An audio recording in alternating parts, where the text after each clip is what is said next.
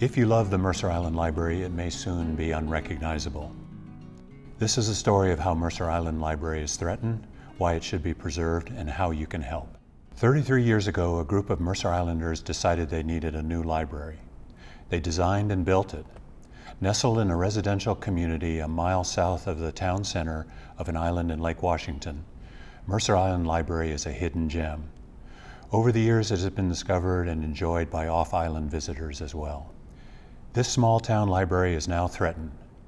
The clock is ticking. The time to act is now. In 2004, Mercer Islanders voted for the KCLS bond issue with 3 goals for Mercer Island: essential maintenance and upkeep, access to more books and materials, and an automated materials handling system to speed delivery and reduce theft, all for a modest $730,000. But in January 2014, KCLS unveiled plans for Mercer Island Library with new goals: acoustics, lighting, and flow, all for an outrageous $3.4 million. The new plans include breaking down the children's section so it is less functional for parents and children, demolishing the current teen area where teens currently have a special sense of community, and destroying the small town charm of the library by changing the skylight and adding glass walls and steel beams. To complete these changes, KCLS will close the library for a year, an unwanted consequence of unwanted changes. Citizen reaction varied from disbelief to outrage to the question of whether any remodeling was needed at all. Children who visit the library like it just the way it is. My favorite section of the library is the teen section. I like all the books that are there, the couches, because they're nice and comfy. But treasured elements that people love will be lost in the KCLS remodel, and many people are just not happy about that. They're taking away the comfort, especially for the teens, of having this little area where they can meet with their friends and they're slightly separated from the rest. They have their own little area.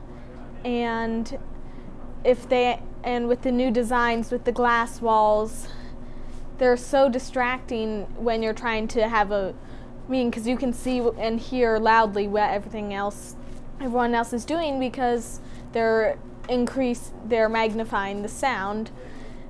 The children's section, I also like that there is one main entrance in the middle, because my older one would be off at the teen section. And so sometimes I can just stand right in the middle of the library and I can check that one's over there and the other two's over there. So for me, it's perfect, the layout. And they love coming to the library. And they've been coming here since, the oldest was young. So it's like a second home to them. And on top of all the unwanted changes, closing the library for a year does not sit well. And the fact that these plans would cause a closure for a year, especially to the students this would have a huge effect, because our school library only is open for a half hour after our school ends. Over 1,200 citizens signed petitions opposing the year-long library closure. These petitions were presented to the KCLS Board of Trustees. This was followed by hundreds more people sending postcards to the Mercer Island City Council. But wasteful plans to remodel and close the library for a year are still moving forward. Time is running out. We need your help.